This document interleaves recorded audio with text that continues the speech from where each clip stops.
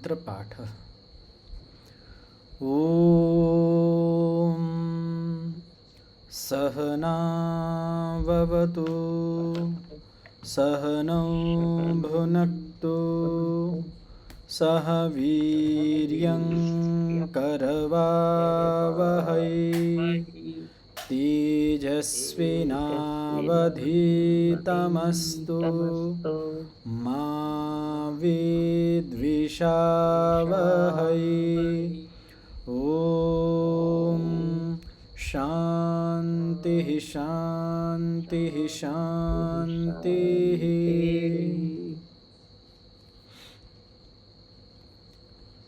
તો અત્યાર સુધી જે આપણે ભણ્યા છે એમાંથી કોઈને કંઈ પ્રશ્ન હોય યા પાછળ આપણે જે પાઠને ભણ્યા હતા એમાં કોઈને કંઈ પ્રશ્ન હોય, કંઈ પૂછવું હોય તો પૂછી શકો છો.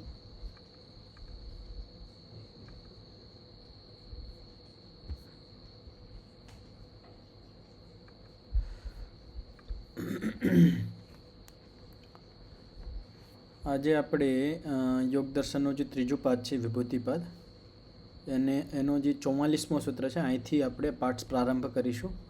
તો આ 44મા સૂત્રની અંદર એક સિદ્ધિ છે જેનું નામ છે ભૂતજય સિદ્ધિ. ભૂતજય એટલે જો ભૂતોને જીતી લે એને કહેવાય ભૂતજય. ભૂત એટલે તથાકથિત જે ભૂત છે એ નહીં, ભૂત એટલે જે પંચમહાભૂત છે. પંચમહાભૂતોને જે જીતી લે એને કહેવાય ભૂતજય સિદ્ધિ. તો એ ભૂતજય સિદ્ધિ કઈ રીતે થાય તો એના માટે સૂત્ર છે સ્થૂલ સ્વરૂપ સૂક્ષ્મ અન્વય અર્થવત્વ સંયમાદ ભૂતજય. તો માઇક ખોલી લેજો અને સૂત્રનું ઉચ્ચારણ કરજો. સ્થૂલ સ્વરૂપ સૂક્ષ્મ અન્વય અર્થવત્વ સંયમાત ભૂતજય.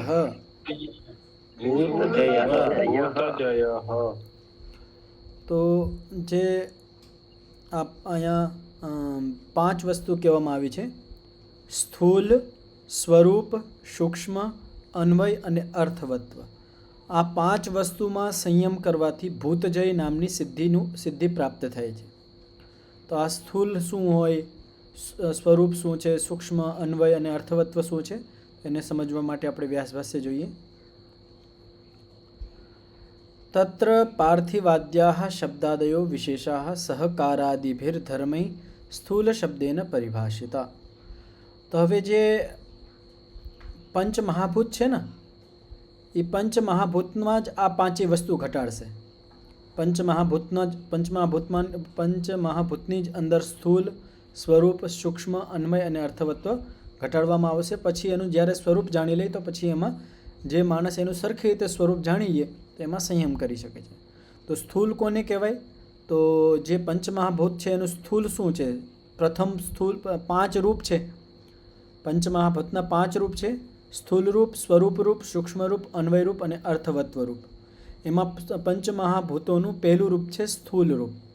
તો સ્થૂલ રૂપ કોને કહેવાય તો જે પૃથ્વી આદિ જે પંચમહાભૂત છે એમાં જે શબ્દાદયો વિશેષાઃ સહકારાદિભિર ધર્મૈ સ્થૂલ શબ્દેન પરિભાષિતા. તો જે વિશેષ ધર્મ છે એટલે બધા જે પંચમહાભૂત છે એનો બધાનો પોતાનો આકાર છે. તો આકાર આદિ જે ધર્મ છે એને સ્થૂલ શબ્દથી પરિભાષિત કરવામાં આવે છે. એતદ ભૂતાનામ પ્રથમમ રૂપમ. તો આ ભૂતોનું પ્રથમ રૂપ છે. પ્રથમ રૂપ સ્થૂલ રૂપ છે. સ્થૂલ રૂપમાં શું આવે? એ જે પંચમહાભૂત છે એના આકાર પ્રકાર. આ પહેલું છે. દ્વિતીયમ રૂપમ સ્વસામાન્યમ મૂર્તિભૂમિ સ્નેહો જલમ વહ્નિરુષ્ણતા વાયુ પ્રણામી સર્વતો ગતિરાકાશ ઇતિ એતત સ્વરૂપ શબ્દેન ઉચ્યતે. તો જે બીજું હતું સ્વરૂપ. તો સ્વરૂપ કેને કહેવાય તો જે પોતાનું સામાન્ય છે સ્વરૂપ છે. પોતાનું સામાન્ય શું સ્વરૂપ છે? જેમ ભૂમિ છે તો ભૂમિ મૂર્ત છે. મૂર્ત એટલે જળ તત્વમાં આપણને મૂર્ત રૂપમાં દેખાય છે. જલ છે એ સ્નેહ રૂપમાં દેખાય છે. અને અગ્નિ છે, વહ્નિ કહેવાય અગ્નિને. અગ્નિનો સામાન્ય ધર્મ શું છે? જે એની સાથે રહીએ, ઉષ્ણતા, જે એનાથી જુદો ન કરી શકીએ આપણે. જલથી સ્નેહત્વ જુદું ન કરી શકીએ, ભૂમિથી મૂર્તત્વ જુદું ન કરી શકીએ, અગ્નિથી ઉષ્ણતા જુદું ન કરી શકીએ. આનો સામાન્ય સ્વ છે. તેવી રીતે વાયુ પ્રણામી, વાયુનો સ્વભાવ છે એ વહતી હોય છે. અને સર્વતો ગતિર આકાશ, અને આકાશ છે એ સર્વતો ગતિ, સર્વવ્યાપક હોય છે. ઇતિ એતત સ્વરૂપ શબ્દેન ઉચ્યતે. તો આ સ્વરૂપ શબ્દને, આ બધા જેટલા પણ પંચમહાભૂત છે એના પોતાના રૂપ છે. તો પહેલું થઈ ગયું સ્થૂલ અને બીજું થઈ ગયું સ્વરૂપ. સ્થૂલની અંદર શું આવ્યું? એના જે આકાર પ્રકાર આદિ છે એને સ્થૂલ શબ્દથી કહેવાય. પંચમહાભૂતોના જે આકાર પ્રકાર આદિ વિશેષ ધર્મો છે એને સ્થૂલ નામથી કહેવાય. અને દ્વિતીય રૂપ કયું હતું? તો સ્વરૂપ હતું. સ્વરૂપની અંદર શું આવે? જે પોતાનું પંચમહાભૂતોનું પોતાનું સામાન્ય ધર્મ છે. સામાન્ય એટલે એની સાથે રીએ જ છે, એના વગર એનું અસ્તિત્વ નથી. તો એમાં મૂર્તિ ભૂમિ, ભૂમિનું મૂર્ત, જલનું સ્નેહત્વ, અગ્નિનું ઉષ્ણત્વ, વાયુનું પ્રણામી અને આકાશનું સર્વતો ગતિ. સર્વતો ગતિ એટલે સર્વવ્યાપક, બધી જગ્યાએ વ્યાપ્ત હોય છે, પ્રાપ્ત હોય છે. ઇતિ એતત સ્વરૂપ શબ્દેન ઉચ્યતે. તો 2 થઈ ગયા. હવે આ 2માં હજી થોડુંક વિશેષ છે, એને બતાવવામાં આવશે. અસ્ય સામાન્યસ્ય શબ્દાદયો વિશેષા. જે એ સામાન્ય કહેવામાં આવ્યું હતું, ભૂમિનું મૂર્તિ સામાન્ય છે, જલનું સ્નેહ સામાન્ય છે, એમાં જ આગળ કહેવામાં આવે છે અસ્ય સામાન્યસ્ય શબ્દાદયો વિશેષા. તો શબ્દ આદિ છે એ આ સામાન્યના વિશેષ છે. કેવી રીતે? જે ભૂમિ છે એનું ગંધ ગુણ છે, તો ગંધ છે એનું વિશેષ ધર્મ છે. સામાન્ય ધર્મ થઈ ગયો મૂર્તત્વ એ ભૂમિનું, અને વિશેષ થઈ ગયો શબ્દ. તથા ચ ઉક્તમ એક જાતિ સમન્વિતાનામ એષામ ધર્મ માત્ર વ્યાવૃત્તિર ઇતિ. એક જાતિ સમન્વિતાનામ એષામ. તો આપણે જ્યારે એમ કંઈ ભૂત શબ્દથી આપણે પંચમહાભૂતનું ગ્રહણ કરી લઈશું. જેમ મેં કીધું મનુષ્ય કહેવાથી એની અંદર બ્રાહ્મણ, ક્ષત્રિય, વૈશ્ય, શૂદ્ર બધા જ આવી જાય છે. તેવી રીતે જ્યારે હું કહું કે ભૂત કહેવાથી ભૂત જાતિની અંદર 5 મહાભૂત આવી જાય છે. તો એક જાતિ સમન્વિતા, એક ભૂત જાતિની અંદર 5 સમન્વિત છે. ધર્મ માત્ર વ્યાવૃત્તિ રીતિ, ધર્મના કારણે એની અંદર વ્યાપૃત્તિ થાય છે. સામાન્ય અને વિશેષ જે ધર્મો છે એના કારણે એ જુદા જુદા પડે છે. આપણે પંચમહાભૂત કીધું, ભૂત શબ્દ કહેતા પંચમહાભૂતનો ગ્રહણ થાય, પણ એની અંદર ધર્મ અલગ અલગ છે. અગ્નિનો ધર્મ ઉષ્ણત્વ છે, એના હિસાબે એ બીજા જે ભૂત છે 4 ભૂત એનાથી જુદું છે, કારણ કે બીજા જે 4 ભૂત છે એની અંદર ઉષ્ણતા નથી. તેવી જ રીતે જલ છે એ સ્નેહત્વ છે. તો પોતાના ધર્મના હિસાબે વ્યાવૃત્તિ જુદા પડે છે. સામાન્ય વિશેષ સમુદાયો અત્ર દ્રવ્યમ. હવે દ્રવ્યની સામાન્ય પરિભાષા કહેવામાં આવે છે કે દ્રવ્ય કોને કહેવાય? તો સામાન્ય વિશેષ સમુદાયો અત્ર દ્રવ્યમ. આ સંસારની અંદર જેટલા પણ દ્રવ્ય છે એની અંદર આ 2 વસ્તુ હોય, સામાન્ય ધર્મ અને વિશેષ ધર્મ. તો સામાન્ય ધર્મોનો જે સમુદાય અને વિશેષ ધર્મોનો જે સમુદાય છે એને આપણે દ્રવ્ય કહીએ છીએ. ગમે એ વસ્તુ લઈ એ સામાન્ય પણ છે અને વિશેષ પણ છે, એમાં વિશેષ પણ ધર્મ હોય.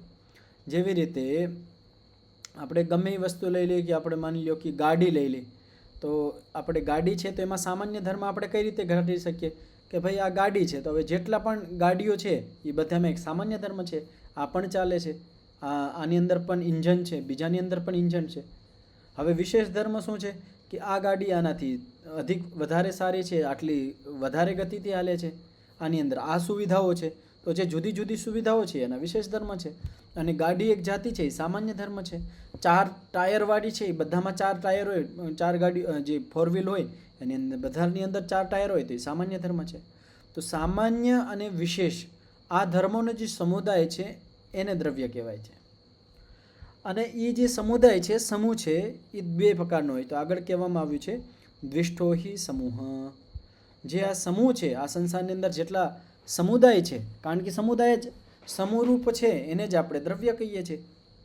તો હવે જે સમુદાય સામાન્ય અને વિશેષ ધર્મોનો જે સમુદાય છે એને આપણે દ્રવ્ય કહીએ છીએ. તો એ સમુદાય પણ 2 પ્રકારનો હોય છે. દ્વિષ્ઠોહિ સમૂહ. કઈ રીતે? તો એને આગળ સમજાવવામાં આવે છે. પ્રત્યસ્તમિત ભેદ અવયવાનુગત શરીરમ વૃક્ષ યુથમ વનમ ઇતિ. તો હવે સમૂહ હોય તો સમૂહની અંદર અવયવ હોય તો જ સમૂહ કહેવાય. ગમે એ સમૂહ લઈ એની અંદર અવયવ અવશ્ય હોય. પણ બે પ્રકારના સમૂહ છે. તો પહેલાંની અંદર શું ભેદ બતાવવામાં આવે છે? પ્રત્યસ્તમિત ભેદ અવયવાનુગત. એની અંદર જે અવયવ છે એ સમૂહની અંદર જે અવયવ છે પ્રત્યસ્ત છે. પ્રત્યસ્ત એટલે જેવી રીતે આપણે કહી સૂર્યાસ્ત, એટલે પ્રત્યસ્ત એટલે એના જે અવયવો છે એ અસ્ત છે, દેખાતા નથી. એના જે અવયવોના જે ભેદ છે એ પ્રકટ રૂપમાં નથી, પણ અવયવ છે જરૂર, પણ એ પ્રકટ રૂપમાં નથી. જેવી રીતે કેવું શરીર છે, આપણું જે આ શરીર છે, શરીરની અંદર જે કોશિકાઓ છે એ સામાન્ય રૂપે આપણને દેખાતી નથી, પ્રત્યસ્તમિત અવયવ છે. વૃક્ષ છે, વૃક્ષ આપણે જોઈએ તો વૃક્ષની અંદર પણ જે અવયવો છે એ પ્રત્યસ્ત છે, છુપાયેલા છે, દેખાતા નથી. તેવી જ રીતે આગળ કહેવાય યુથ. યુથ કહેવાય ઝુંડને. જે ઝુંડ હોય ને, એક સમૂહ મતલબ સંઘાત હોય, જેવી રીતે ભેડનો યુથ છે, બાળકોનો, ગમે એનું હોઈ શકે છે. યુથ એટલે ઝુંડ. આપણે દૂરથી ઘેટા બકરા ચાલીને આવતા હોય તો એની અંદર આપણને જુદા જુદા અવયવ ન દેખાય, એક સમૂહ દેખાય સામેથી આવતું હોય. તો ત્યાં આપણે દૂરથી જ્યારે યુથ એટલે એક સમૂહને જોઈએ આપણે, તો એ આપણને પ્રત્યસ્ત અવયવ રૂપમાં દેખાય. એના અવયવ જુદા જુદા ન દેખાય. આપણને દેખાય કે દૂરથી પેલા ઘેટા બકરાનું એક ગ્રુપ જાય છે, પેલા માણસોનું એક ગ્રુપ જાય છે. તો આપણને એક અવયવનો જે સંઘાત છે એ પ્રત્યસ્ત મિત રૂપમાં એક સમૂહ રૂપમાં દેખાય છે. આગળ કહેવાય વનમ. હવે આપણે જ્યારે વન કહીએ તો વન કહીએ એટલે બધા જેટલા ઝાડવા છે એ જુદા જુદા નથી જોતા કે આ ઝાડવું જુદું, આ ઝાડવું જુદું, આ ઝાડવું જુદું. બધા ઝાડવો મળીને જે એક પ્રત્યસ્ત અવયવાનુગત એની અંદર અવયવ છુપાયેલા છે. જ્યારે હું કીધું મેં પહેલાં વનમાં ગયો હતો, તો હું એમ નહીં કે પહેલાં ઝાડ ઉપર ગયો તો, પહેલાં ઝાડ નીચે ગયો તો, ઓલા ઝાડથી પાસેથી નીકળ્યો તો, એમ નહીં કહીશ. એ બધા જે ઝાડને મળીને એક વનનો સમૂહ છે. તો ત્યાં આપણે જ્યારે વન દૂરથી આપણે જોઈ કે પહેલું વન દેખાય છે, પહેલું અભયારણ્ય છે, તો ત્યારે આપણે અહીંયા જુદા જુદા અવયવનું ધ્યાન નથી કરતા. એ અવયવ અનુગત, જે પ્રત્યસ્ત અવયવ અનુગત છે એનું વન રૂપમાં આપણે ધ્યાન કરીએ છીએ. તો આ તો થઈ ગયો પહેલો ભેદ. પહેલા ભેદની અંદર શું છે કે અવયવ છે એ પ્રત્યસ્ત છે, છુપાયેલા છે, એ આપણને અનુગત નથી થતા, સીધા સીધા પ્રકટ નથી થતા, પણ અવયવ વિદ્યમાન છે. બીજો દ્વિષ્ટ સમૂહ કીધું હતું. દ્વિષ્ટ સમૂહ તો પહેલો સમૂહનો ભેદ થઈ ગયો પ્રત્યસ્તમિત ભેદ અવયવાનુગત. હવે બીજો સમૂહનો ભેદ બતાવવામાં આવે છે શબ્દેનોપાત ભેદ અવયવાનુગત. બીજો શું ભેદ છે કે શબ્દેન ઉપાત ભેદ અવયવાનુગત, કે શબ્દથી જ આપણને અવયવોનું ભેદનું ધ્યાન થઈ જાય છે.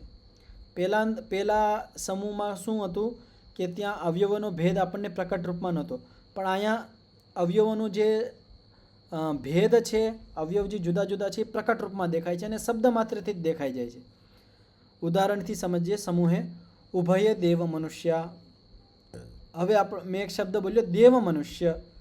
હવે જ્યારે હું દેવ અને મનુષ્ય એક સાથે છે, એક સાથે એક ગ્રુપની અંદર છે, અને જ્યારે હું દેવ મનુષ્ય શબ્દ બોલું છું તો મારા શબ્દ જ દેવ અને મનુષ્ય આ જ બંને અવયવને જુદા પાડી દે છે. જ્યાં ઉપર જેમ હું શરીર કહું છું તો શરીરની અંદર જે અવયવ છે એ શરીર શબ્દ જુદા નથી પાડતા, પણ હું જ્યારે દેવ મનુષ્ય શબ્દ બોલું છું, દેવ અને મનુષ્યનો એક સમૂહ છે જોડાયેલો, પણ એક શબ્દ બોલું છું દેવ મનુષ્ય, તો દેવ અને મનુષ્ય શબ્દની અંદર જ દેવ અને મનુષ્ય પોતે જ ભેદ પાડી દે છે.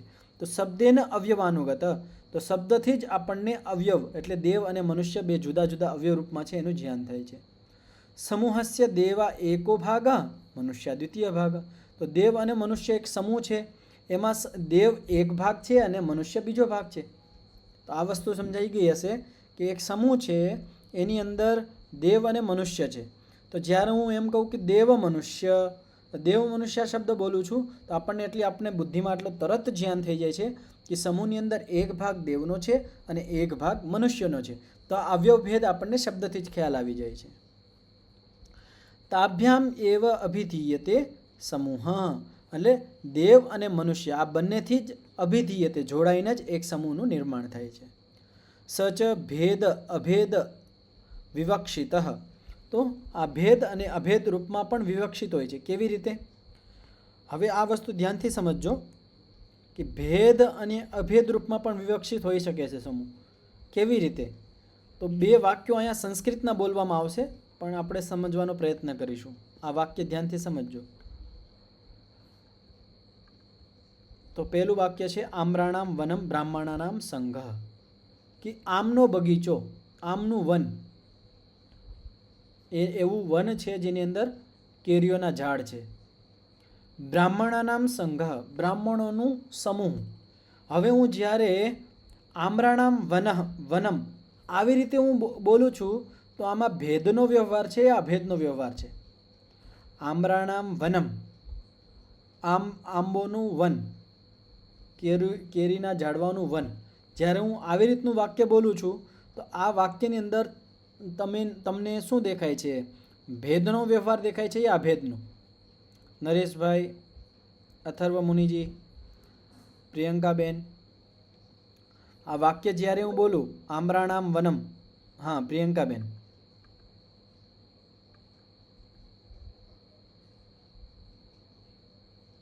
પ્રિયંકાબેન તમારો અવાજ નથી આવ્યો.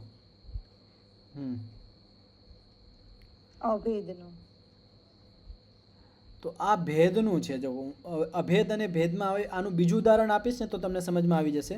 હવે આ જ શબ્દને હું બોલું છું આમ્રાણામ વનમ આમ્રવનમ, આમ બગીચો, મતલબ સંસ્કૃતની અંદર કહેવાય આમ્રવનમ, કે આ આમનો બગીચો સમસ્ત પદ કરીને બોલી દીધું છે. તો હવે અહીંયા શું છે? અભેદનો વ્યવહાર છે. અહીંયા તો ભેદ કરી દીધો, આમના ઝાડ અને એનું વન બે ભેદ કરીને બોલી દીધા છે.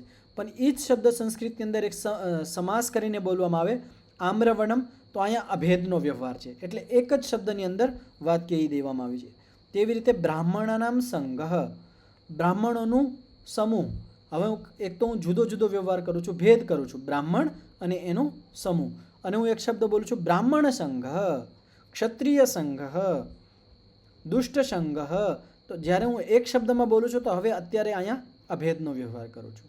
તો આ જે સમૂહ છે, જે શબ્દથી જેની અંદર ભેદ આપણને દેખાય છે, એમાં પણ આપણે અભેદનો વ્યવહાર કરીને આપણે વ્યવહાર કરીએ છીએ. સપુનર્દ્વિવિધો યુત સિદ્ધા અવયવો અયુત સિદ્ધા અવયવશ્ચ. પાછો જે આ સમૂહ ઉપર કહેવામાં આવ્યો તો દ્વિષ્ઠો સમૂહ, એ પણ પાછો હજી બે પ્રકારનો હોય છે. એ કોઈ યુત સિદ્ધા અવયવ, એ કોઈ અયુત સિદ્ધા અવયવ. યુત સિદ્ધા અવયવ કોને કહેવાય અને અયુત સિદ્ધા અવયવ કોને કહેવાય? યુત સિદ્ધા અવયવ એટલે જેની અંદર અવયવ યુત એટલે પ્રકટ રૂપમાં દેખાતા હોય. પાછું વાક્ય બોલું છું, યુત એટલે જ્યાં આપણને અવયવ આપણે જુદા જુદા કરી શકીએ. હવે સામાન્ય રૂપથી જ્યારે હું વન શબ્દ બોલું છું ત્યારે મેં અવયવ જે ભેદ છે પ્રત્યક્ષ છે, છુપાયેલા છે. આખું વન હું જોઉં છું કે ઘણા બધા ઝાડવા છે, એનું એક અભયારણ્ય છે, હું દૂરથી કહું છું પેલું વન. તો અહીંયા શું છે? પ્રત્યસ્તમિત ભેદ અવયવ છે.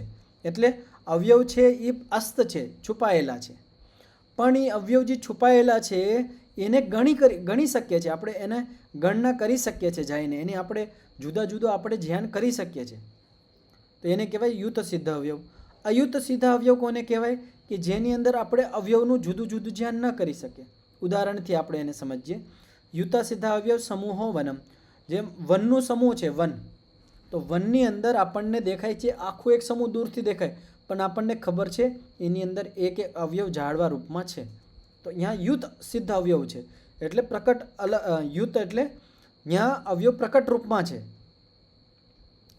અયુત સિદ્ધ અવયવ સંઘાત શરીરમ. તો હવે શરીર છે આપણું, શરીર અયુત સિદ્ધ અવયવ છે. આની અંદર આપણું શરીર, બીજાનું શરીર જોઈએ આપણે તો એની અંદર જે અવયવો છે, કોશિકાઓ છે, એ સંઘાત એને આપણે ગણી ન શકીએ. અલગ અલગ જુદી જુદી રૂપમાં આપણે ધ્યાન ન કરી શકીએ. જેવી રીતે આપણે વનને પાસે જઈએ તો આપણને એના અવયવ દેખાય છે. ઓમ સમૂહ રૂપમાં આપણે વન કહીએ છીએ, પણ આપણી બુદ્ધિની અંદર એક સંકેત થાય છે કે આ બધા ઝાડવા દેખાય છે, આ ઝાડવાઓનો એક સમૂહ છે, એને આપણે વન કહીએ છીએ.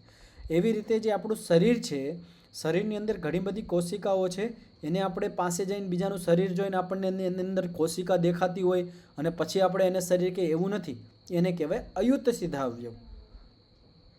એવી રીતે વૃક્ષ છે, વૃક્ષ આપણે સામાન્ય રૂપથી ખાલી એક વૃક્ષ જોઈ, વૃક્ષ પણ એક સમૂહ છે, કોશિકાઓ છે એના કોશિકાઓને મળીને એક સમૂહ બન્યું છે, પણ એ અયુત સિદ્ધા અવયવ છે.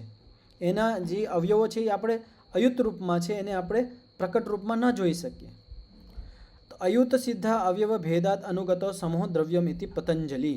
આ વાક્ય ધ્યાનથી સમજો. આ સિદ્ધાંત વાક્ય છે. અયુત સિદ્ધા અવયવો ભેદાનુગત સમૂહો દ્રવ્યમિતિ, એવું પતંજલિ માને છે. પતંજલિ દ્રવ્ય કોને માને છે? અયુત સિદ્ધા અવયવ ભેદાત અનુગત, કે જેના અવયવ જુદા જુદા ન પાડી શકીએ, જેના અવયવ એક સાથે જોડાયેલા છે, જેને અવયવ આપણે જુદા જુદા ન કરી શકીએ, એવો જે અવયવોનો સમૂહ છે એને કહેવાય દ્રવ્ય. તો કોણ આવી ગયું? જેવી રીતે શરીર, વૃક્ષ. હવે જે વન છે, વનને આપણે દ્રવ્ય નહીં કહી શકીએ. વનની અંદર જે વૃક્ષ છે એને આપણે દ્રવ્ય કહી શકીએ. શા માટે? વૃક્ષ શું છે? અયુત સિદ્ધ અવયવ છે. એના જે અવયવ છે અયુત છે, એને આપણે જુદા જુદા કરીને જોઈ ન શકીએ કે આપણે વૃક્ષ જોયું તો પહેલાં એને કોશિકા જોઈએ, પછી એનું ઓલું જોઈએ. અયુત રૂપમાં છે. યુ મિશ્રણે, મિશ્રિત રૂપમાં છે. તો જ્યારે અયુત સિદ્ધા અવયવ ભેદ એટલે જે શરીર છે, પછી આપણું વૃક્ષ છે, આને હજી એક ઉદાહરણથી સમજવું હોય તો માની લો કે ઘણી માટીનો ઢગલો પડ્યો હોય, તો માટીનો જે ઢગલો છે એને આપણે દ્રવ્ય નથી કહેતા, પણ એ માટીના ઢગલામાં જે કણ છે એ કણોનો એક સંઘાત કરી દઈ, એક રૂપમાં કરી દઈ, એનો ગોળો બનાવી લઈ કે એનો પિંડ બનાવી લઈ, તો હવે આપણે એને દ્રવ્ય કહીએ છીએ. હવે એ અયુત રૂપમાં છે. હવે એને આપણે એ જે દ્રવ્યો, જે કણ હતા એને જોડી દીધા. હવે જોડાઈને પછી આપણે હવે જે ગોરો છે, ગોરાની અંદર આપણે એક એક કણ અલગ જુદા ન જોઈ શકીએ કે આ ગોરાનો આ કણ, પણ એ જ જ્યારે માટી રૂપમાં હતું તો જુદું જુદું હતું. પણ હવે જ્યારે એ સંઘાત રૂપમાં આવી ગયું તો અયુત સિદ્ધા અવયવ થઈ ગયું. તો આ સંસારની અંદર જેટલા પણ દ્રવ્યો છે એ અયુત સિદ્ધા અવયવ હોય, એની અંદર દ્રવ્યો બધા મળી જાય, મિશ્રિત થઈ જાય, જોડાઈ જાય છે. એતત સ્વરૂપમ ઇત્યુક્તમ. તો પાછળ આપણે આવી જાય સૂત્રની અંદર સ્થૂલ અને સ્વરૂપ. તો આ સ્વરૂપને જ વિસ્તારથી સમજાવવામાં આવ્યું છે. તો એતત સ્વરૂપમ ઇત્યુક્તમ, તો આ બધું સ્વરૂપ છે. તો જ્યારે પંચમહાભૂતોનું આપણે સંયમ કરવો હોય ને એનું સાક્ષાત્કાર કરીને પછી આપણે ભૂતજય કરવી હોય તો એના માટે આ વિસ્તારથી સમજવું પડે.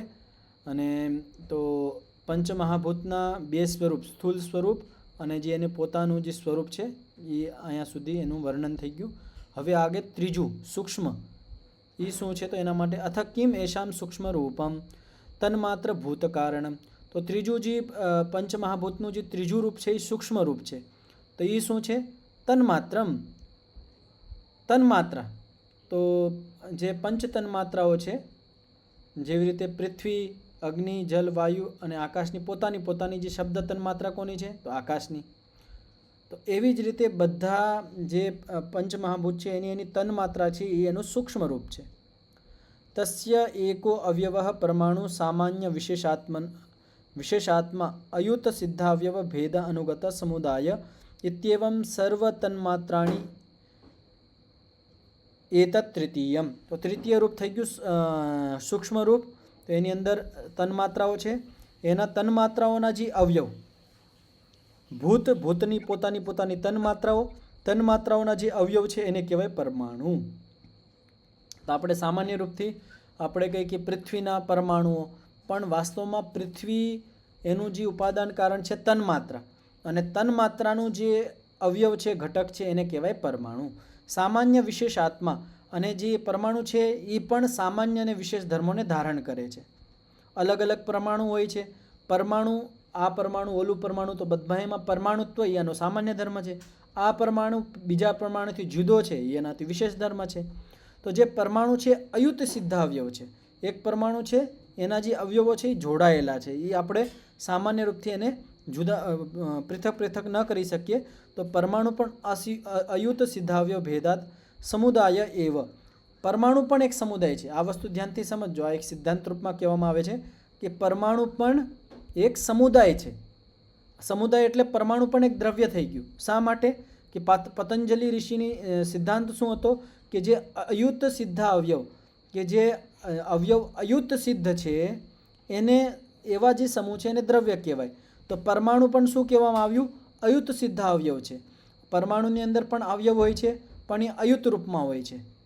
એને આપણે જુદા ન કરી શકીએ, પ્રકટ રૂપમાં નથી, જોડાયેલા છે, ગૂંથાયેલા છે. તો પરમાણુ પણ એક દ્રવ્ય છે. તો આવી રીતે બધી જ તન્માત્રાઓની અંદર આપણે ઘટાડી શકીએ છીએ.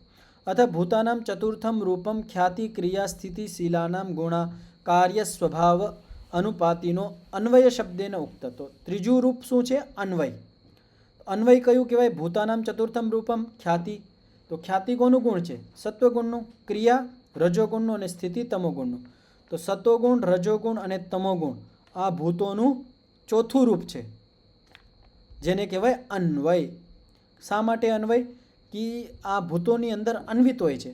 ગમે એ ભૂત લઈ આપણે, પૃથ્વી, અગ્નિ, વાયુ, જલ, ગમે એ લઈ, એની અંદર સત્વગુણ, રજોગુણ અને તમોગુણ અન્વિત હોય છે, એટલે આને કહેવાય અન્વય રૂપ. કાર્ય સ્વભાવ અનુપાતિની, અને જે ભૂતનું જે કાર્ય છે એ જ રૂપમાં એ કાર્ય કરે છે. હવે માની લ્યો પૃથ્વીની અંદર પણ ત્રણેય ગુણ છે, સત્વગુણ, રજોગુણ અને તમોગુણ. અગ્નિની અંદર પણ એ છે, પણ કાર્ય સ્વભાવ અનુપાતિની, જેનું જે કાર્ય છે એ રૂપે એ કાર્ય કરે છે. અનુપાતિ એટલે એને અનુસાર કાર્ય કરે છે. પૃથ્વી તત્વની અંદર સત્વગુણ, રજોગુણ, તમોગુણ છે, અને અગ્નિની અંદર પણ ત્રણેય છે. પણ પૃથ્વી માટે પૃથ્વી રૂપમાં કાર્ય કરશે અને અગ્નિ માટે અગ્નિ રૂપમાં કાર્ય કરશે. અથેષામ પંચમમ સ્વરૂપમ અર્થવત્વમ. હવે પાંચું શું હતું? અર્થવત્વ. તો અર્થવત્વ કોને કહેવાય? ભોગ અપવર્ગાર્થતા. તો પાંચું જે પંચમહાભૂત છે એ કોના માટે છે? મનુષ્ય માટે છે. મનુષ્યને ભોગ અને અપવર્ગની સિદ્ધિ માટે છે. આ સારો સંસાર છે એ જે આત્માઓ છે એના ભોગ અને અપવર્ગ માટે છે. તો પાંચવું જે રૂપ છે ભૂતોનું એ ભોગ અને અપવર્ગ છે. ગુણેશુ અન્વયની, અને આ ભોગ અને અપવર્ગ ગુણ એટલે સતોગુણ, રજોગુણ અને તમોગુણની અંદર અન્વિત છે. અને કેવી રીતે?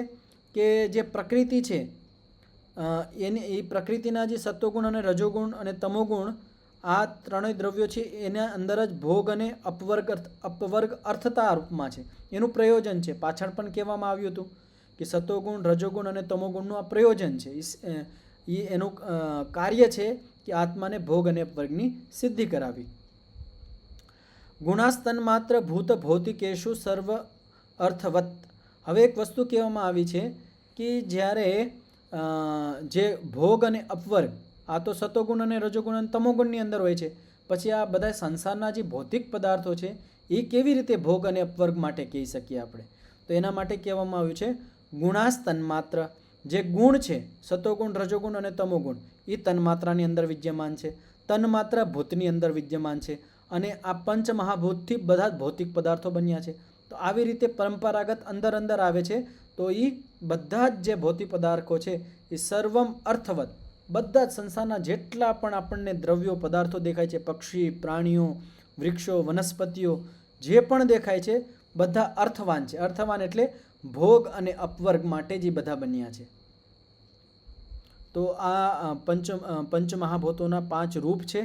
એમાં સંયમ કરવાથી શું થાય છે? તો એના માટે કહેવામાં આવ્યું છે આગે તેસુ ઇદાનીમ ભૂતેષુ પંચસુ પંચરૂપેષુ સંયમાત તસ્ય રૂપસ્ય સ્વરૂપ દર્શનમ જયશ્ચ પ્રાદુર્ભવતી. તો જે આ પંચમહાભૂત છે એમાં અને પંચમહાભૂત અને પંચમહાભૂતનું જે સ્વરૂપ છે એની અંદર સંયમ. તો શું વાત કહેવામાં આવી? પંચમહાભૂતની અંદર સંયમ કરવાનું, અને પંચમહાભૂતનું જે સ્વરૂપ છે, 5 જે સ્વરૂપ છે. કયા 5 સ્વરૂપ છે? તો જે ઉપર કહેવામાં આવ્યા હતા, સ્થૂલ, સ્વરૂપ, સૂક્ષ્મ, અન્વય અને અર્થવત્વ. આ જે પંચમહાભૂતોના જે આ 5 સ્વરૂપ છે એના અંદર સંયમ કરવાથી શું થાય છે? તસ્ય રૂપ સ્વરૂપ દર્શનમ. એના રૂપનું ધ્યાન થઈ જાય છે. પંચમહાભૂતનું જે સ્થૂલ રૂપ છે એનું ધ્યાન થઈ જાય છે, સ્વરૂપ છે એનું ધ્યાન થઈ જાય છે, અન્વય છે એનું ધ્યાન થઈ જાય છે. તો જે આ 5 જે રૂપ છે એનું ધ્યાન થઈ જાય છે, અને સાથે સાથે આ મોટું કાર્ય થાય છે જયશ્ચ પ્રાદુર્ભવતી. અને પંચમહાભૂતો ઉપર જય પ્રાપ્ત કરી લે છે. જયની ઉત્પત્તિ થાય. પ્રાદુર્ભવતી મતલબ જયની ઉત્પત્તિ થઈ જાય છે. જ્યારે એ પંચમહાભૂતોની અંદર સંયમ કરે છે અને પંચમહાભૂતોના જે 5 સ્વરૂપ છે એની અંદર સંયમ કરે છે, તો જ્યારે એનો સંયમ એટલે ધારણા, ધ્યાન અને સમાધિ, આ જ્યારે એની અંદર કરે છે તો એને કરવાથી શું થાય છે? એના સ્વરૂપનું દર્શન થઈ જાય છે, અને સાથે સાથે જે પંચમહાભૂત છે એની અંદર એ જયને પ્રાપ્ત કરી લે છે. તત્ર પંચભૂત સ્વરૂપાણી જીત્વા ભૂત જયી ભવતી. તો એ પંચ જે મહાભૂત છે એનું સ્વરૂપને જાણીને જીતીને ભૂતજય બની જાય છે. તો જ્યારે પંચમહાભૂત છે એના જે સ્વરૂપ છે એ સ્વરૂપને એની અંદર વિજય પ્રાપ્ત કરીને, સંયમના માધ્યમથી વિજય પ્રાપ્ત કરીને એ યોગી માણસ ભૂતજયી બની જાય છે. ભૂતજયી બનવાથી શું થાય? તો આગળ કહેવામાં આવ્યું છે તજ્જયાત વત્સાનુસારિણી ઇવ વત્સાનુસારિણ્યિવ ગાવો અસ્ય સંકલ્પ વિધાયિન્ય ભૂત પ્રકૃતિઓ ભવંતી. તો શું વાત કહેવામાં આવી છે? ધ્યાનથી સાંભળજો કે જ્યારે યોગી માણસ પંચમહાભૂતને જીતી લે છે તો શું એને લાભ મળે છે? તો બોલે છે કે જેવી રીતે ગાય છે એ વાછડા પાછળ પાછળ જાતી હોય. ગાયનું જે વાછડું છે એ તો હાવ નાનું છે, પણ પ્રેમવશાત એવડી મોટી ગાય એની પાછળ પાછળ, જ્યાં વાછડું જાય ત્યાં પાછળ પાછળ ગાય જતી હોય. તેવી જ રીતે જે માણસ આ પ્રકૃતિના પંચમહાભૂતને જીતી લે છે તો જેવો એ સંકલ્પ કરે છે, અસ્ય સંકલ્પ, એ યોગી માણસ જેવો સંકલ્પ કરે છે સંકલ્પના અનુસારે એ ભૂત અને પ્રકૃતિ એના અનુસાર કાર્ય કરે છે. તો આ એને મોટી ઉપલબ્ધિ થઈ જાય છે. એને મનમાં જેવું એ સંકલ્પ કરે અને જે પ્રકૃતિ છે, પંચમહાભૂત છે, એ એના અનુસાર કાર્ય કરે છે. પ્રકૃતિ પણ ગાય કહેવાય છે.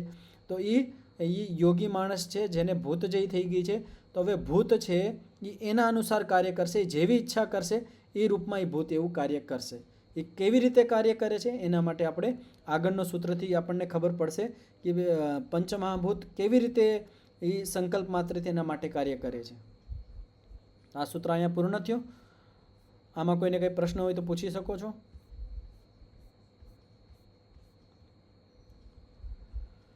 હવે જે 45મું સૂત્ર છે એની અંદર મહાસિદ્ધિઓ કહેવામાં આવી છે. અત્યાર સુધી તો સિદ્ધિયા હતી, હવે મહાસિદ્ધિ. હવે મહાસિદ્ધિ એટલે બહુ ઉચ્ચ કોટીની સિદ્ધિઓ છે અને એના માટે સૂત્ર છે તતો અણિમાદિ પ્રાદુર્ભાવ કાય સંપત તદ્ધર્મ અનભિઘાતશ્ચ. તો માઇક ખોલી લેજો અને સૂત્રનું ઉચ્ચારણ કરજો. તતઃ અણિમાદિ પ્રાદુર્ભાવ કાય સંપત તદ્ધર્મ અનભિઘાતશ્ચ. માઇક બંધ કરી લેજો. તતઃ એના પછી શું થાય છે? તો બોલે કે જ્યારે ભૂતજય બની જાય છે, ભૂતોને જીતી લે છે, એના પછી એને અણિમા આદિ પ્રાદુર્ભાવ થાય છે. અણિમા આદિ સિદ્ધિઓની પ્રાદુર્ભાવ એટલે પ્રકટ થાય છે અને અણિમા આદિ સિદ્ધિઓની એને પ્રાપ્તિ થઈ જાય છે. તો અણિમા આદિ 8 સિદ્ધિઓ છે એ આગળ વ્યાસભાષાની અંદર કહેવામાં આવશે. તો અણિમા આદિ જે 8 વિશેષ પ્રકારની ઉચ્ચ કોટીની જે સિદ્ધિઓ છે એનો પ્રાદુર્ભાવ થાય છે, એની એને પ્રાપ્તિ થાય છે, એ પ્રકટ થાય છે. કાય સંપત અને કાય સંપત નામની સિદ્ધિ થાય છે. આ કાય સંપત આ સૂત્રની અંદર વર્ણન કરવામાં નહીં આવશે. કાય સંપત માટે આના માટે આગળ સૂત્ર આવશે. તદ્ધર્મ અનભિઘાતશ્ચ. તદ્ધર્મ અને જે પંચ મહાભૂત છે એના જે ધર્મ છે એને અનભિઘાત યોગીને રોકી નથી શકતા. જેવી રીતે પૃથ્વી છે એ મૂર્ત ધર્મવાળી છે. તો મૂર્ત ધર્મ છે તો હવે ગમે એ મૂર્ત વસ્તુ છે એક મૂર્ત વસ્તુથી બીજી બાજુમાં ન જઈ શકે, અભિઘાત થઈ જાય છે. તો આ જે પણ પાર્થિવ વસ્તુ હોય એ બીજી પાર્થિવ વસ્તુને અભિઘાત કરી જાય છે, રોકી લે છે. પણ યોગી માણસને એટલી ભૂતજય કરવાથી આ તદ્ધર્મ અનભિઘાત નામની સિદ્ધિ પ્રાપ્ત થાય છે. એટલે જે પંચમહાભૂતના જે ધર્મો છે એને ન રોકી શકે. એને પૃથ્વી ન રોકી શકે, એ દીવારની આરપાર જઈ શકે છે. અગ્નિના જે કણ છે, પરમાણુ છે, એને બારી ન શકે, એ અગ્નિની અંદરથી આરપાર જઈ શકે છે. જળની અંદરથી જઈ શકે, જળ એને પલાળી નહીં શકે. તો જે પંચમહાભૂતના જે ધર્મો છે એ એને રોકી નહીં શકે, એટલું એની અંદર સામર્થ્ય આવી જાય છે. આને આપણે વ્યાસ ભાષ્યની અંદર વિસ્તારથી સમજીએ. તત્ર અણિમો ભવતી અણુહુ. તો અણિમા સિદ્ધિ પહેલી છે એની અંદર શું થાય છે? અણુ બની જાય છે. કે જે યોગી માણસ પંચમહાભૂતને જીતીને ભૂતજય બની જાય છે તો એને અણિમા સિદ્ધિની પ્રાપ્તિ થાય છે. અણિમા સિદ્ધિમાં એ અણુ બની જાય છે. જેવી રીતે રામાયણમાં હનુમાનનું કથન આવે છે કે અણુ હાવ નાના બની જતા. તો એવી રીતે જેને અણિમા સિદ્ધિ થાય તે પોતાને અણુરૂપમાં બનાવી શકે, હાવ નાના બનાવીને ગમે ત્યાં જઈ શકે છે. પછી છે લઘીમાં, લઘુર ભવતી. લઘુ એટલે હાવ હરવો બની જાય છે, ફોરો બની જાય છે. પછી છે મહિમા એટલે મહાન. તો જેટલું શરીર છે એનાથી બહુ મોટું વિશાળ શરીર બનાવી શકે છે. પોતાનું શરીર નાના શરીરથી વિશાળ બનાવી દે છે. તો આ પણ હનુમાનનું કહેવામાં આવે છે કે હનુમાનની અંદર એવું સામર્થ્ય હતું કે જે પોતાનું શરીર વધારી શકતો હતો, નાનું પણ કરી શકતો હતો. તો જે યોગી માણસ હોય, જે ભૂતજયી બની જાય છે, પંચમહાભૂતને જીતી લે છે, એને મહિમા નામની સિદ્ધિ થાય છે. અને મહાન ભવતી એટલે પોતાનું શરીર મોટું કરી શકે છે. તો અણિમા, લઘીમા અને મહિમા 3 થઈ ગઈ. આ ટોટલ 8 સિદ્ધિઓ હશે. અને ચોથી છે પ્રાપ્તિ. પ્રાપ્તિ નામની સિદ્ધિમાં શું થાય?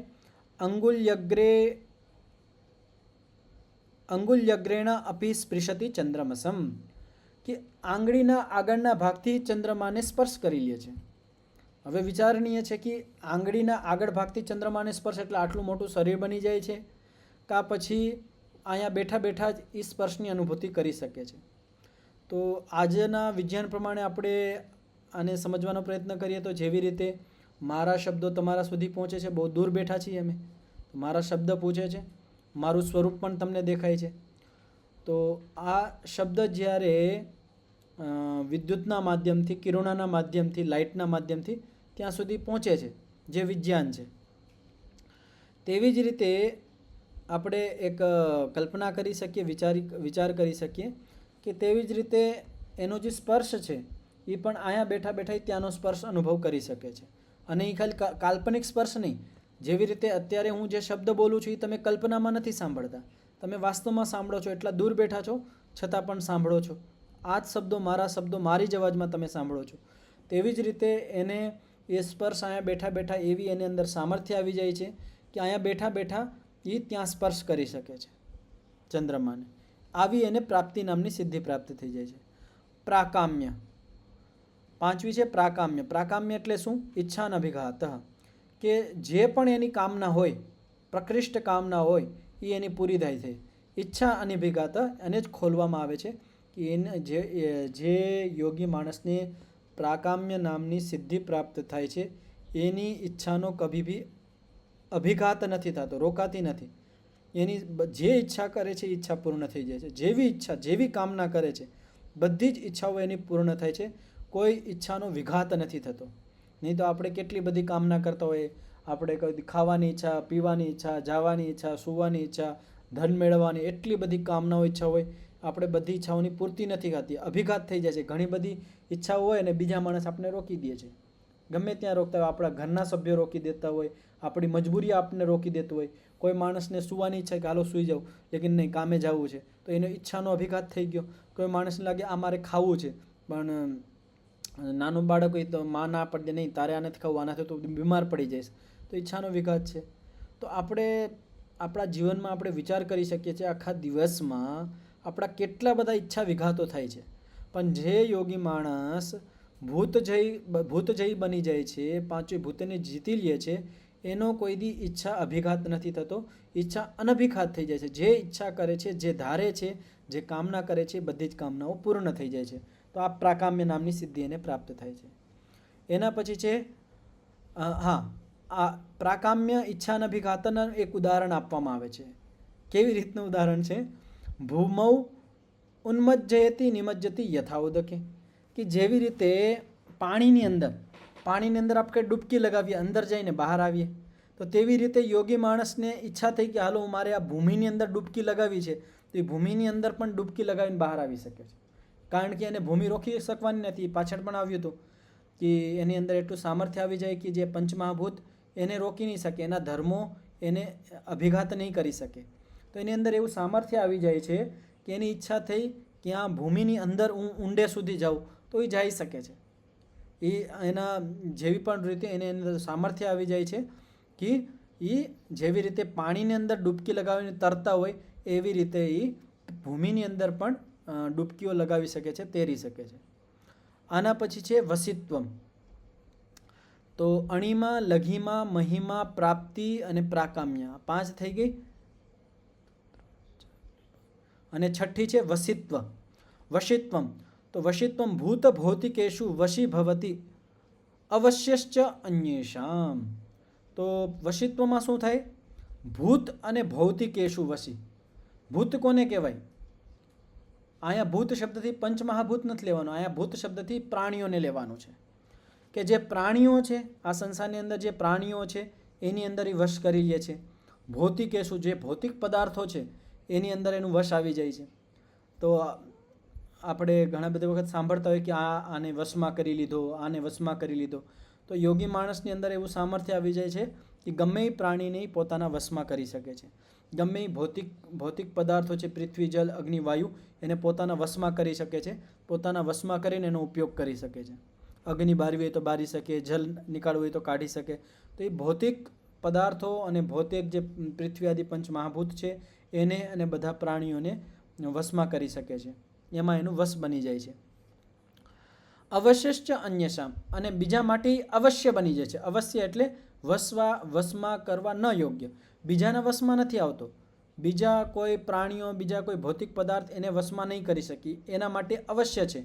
બાકી બધા એના માટે વશ્ય છે.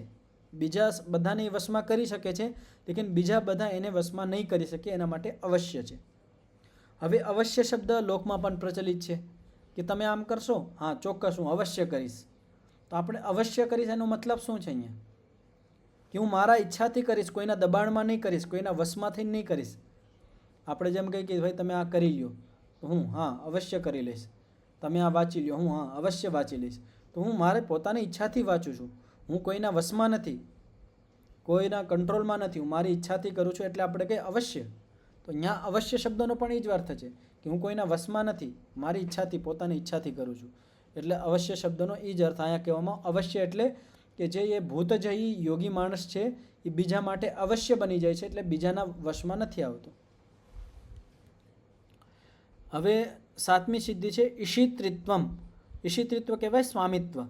તેષામ પ્રભવ આપ્યાય વ્યુહાનામ ઈષ્ટે.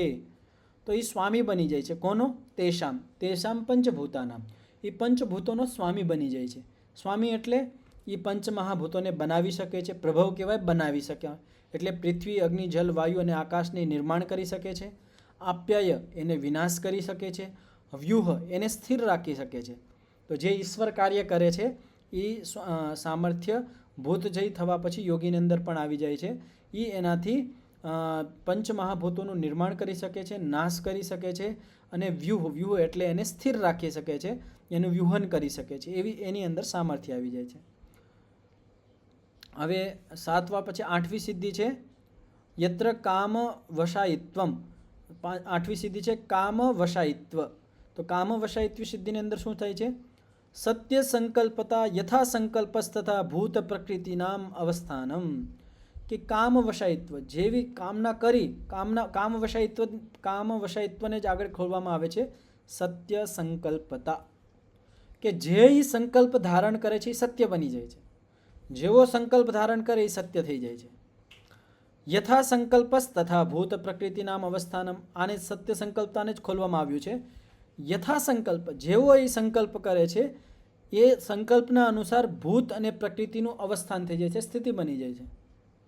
એને ઈચ્છા થઈ કે મારા સામે અગ્નિ પ્રકટ થઈ જાય, મારા હાથમાં અગ્નિ પ્રકટ થઈ જાય, તો એ અગ્નિ પ્રકટ આપણે ઘણા બધા સિરિયલોમાં અને ઘણી બધી જે પૌરાણિક કથાઓ એમાં પણ આપણે જોઈએ કે આને અગ્નિ પ્રકટ કરી દીધી, આને જળ પ્રકટ કરી દીધું. તો આવું આ યોગ દર્શન અને પુરાણોની અંદર આવું વર્ણન મળે છે. વિચારણીય કોટીમાં છે પણ અહીંયા વર્ણન છે કે સત્ય સંકલ્પતા, જેવો સંકલ્પ ધારણ કરે છે એ સત્ય બની જાય છે. ભૂત અને પ્રકૃતિ, પંચમહાભૂત અને પ્રકૃતિ એના અનુસાર કાર્ય કરે છે. એને જેવી ઈચ્છા થઈ એવી રીતે એનો સંકલ્પ સિદ્ધ બની જાય છે. તો હવે એક વસ્તુ અહીંયા પ્રશ્ન ઊભો થાય છે કે શું પછી એ જેવી ગમે એ સંકલ્પ કરે, માની લો અગ્નિ છે તો અગ્નિના પરમાણુને હું જલ બનાવી દેશે? તો આવું નહીં. જે શક્ય છે એને જ કરશે. તો એના માટે આગળ કહેવામાં આવ્યું છે ન ચ શક્તોપી પદાર્થ વિપર્યાસમ કરોતિ. શક્તોપી એ સામર્થ્યવાન છે, કરી શકે છે, છતાં પણ પદાર્થ વિપર્યાસ નહીં કરશે. આ પદાર્થને ઓલો પદાર્થ, માની લો કોઈ વિદ્વાન માણસ છે એને મૂર્ખ બનાવી દે, મૂર્ખને વિદ્વાન બનાવી દે, એ કરવામાં સમર્થ છે એ યોગી માણસ, પણ આવું એ કોઈ દિવસ નહીં કરે. અકસ્માત શા માટે આવું નહીં કરે કે ભાઈ અગ્નિના તત્વ છે, અગ્નિ છે એને જળ બનાવી દે અને જળના પરમાણુને અગ્નિ બનાવી દે, આવું શા માટે નહીં કરે? એની અંદર સામર્થ્ય છે તો કરી શકવું જોઈએ નહીં. અકસ્માત શા માટે? તો બોલે અન્યસ્ય યત્ર કામ વસાઈન પૂર્વ સિદ્ધસ્ય તથા ભૂતેષુ સંકલ્પાદિતિ. કે ભાઈ આ એકલો માણસ તો નથી, આ એકલો યોગી નથી જેને સંકલ્પ લીધા હોય. બીજા યોગી માણસો છે એના પણ સંકલ્પો છે ને, ઈશ્વરના પણ સંકલ્પ છે. ઘણા બધા વેદ મંત્રોની અંદર શું કહેવામાં આવ્યું છે કે ઈશ્વરે આ સૃષ્ટિનું રચન સંકલ્પ માત્રથી કર્યું છે. તો ઈશ્વરના પણ સંકલ્પો છે કે અગ્નિના જે પરમાણુ અગ્નિના છે, તો હવે ઈશ્વરે પોતાના સંકલ્પથી અગ્નિ બનાવી છે, તો હવે એ યોગી માણસ એ બીજાના સંકલ્પને નહીં તોડી શકે. હા, એ બીજી અગ્નિ બનાવી શકે છે, બીજું જળ બનાવી શકે છે પરમાણુઓથી. તો સત્વગુણ, રજોગુણ, તમોગુણનો ઉપયોગ કરીને એ માટી બનાવી શકે, જળ બનાવી શકે, અગ્નિનું નિર્માણ કરી શકે, એ બધું કરી શકે છે, પણ વિપરીત નહીં કરે. એતાની અષ્ટૌ ઐશ્વર્યાણી, તો આ 8 પ્રકારના ઉચ્ચ કોટીના ઐશ્વર્ય યોગીને પ્રાપ્ત થાય છે. તો જ્યારે યોગી માણસ ભૂતજયી બની જાય છે તો આ 8 પ્રકારની મહાસિદ્ધિઓ પ્રાપ્ત થાય છે. અણિમા, લઘિમા, મહિમા, પ્રાપ્તિ, પ્રાકામ્ય, વશિત્વ, ઈશિત્રિત્વ और કામાવશાયિત્વ. આ 8 પ્રકારની મહાસિદ્ધિઓ ભૂતજયી નામના યોગીને પ્રાપ્ત થાય છે. તો આટલું રાખીએ, સમય થઈ ગયો છે. આમાં જોને કોઈ પ્રશ્ન હોય, કંઈ પૂછવું હોય તો કાલે જ્યારે આપણે પાઠ કરીશું ત્યારે તમે પૂછી શકો છો. ઓમ. 3 વખત શાંતિનું ઉચ્ચારણ કરીને પાઠનો વિરામ કરીશું. ઓમ શાંતિ શાંતિ શાંતિ. સર્વેભ્યો નમઃ. બધાને સાદર નમસ્તે. ધન્યવાદ આપકા. નમસ્તે. બધાને નમસ્તે આચાર્યજી, નમસ્તે. નમસ્તે જી.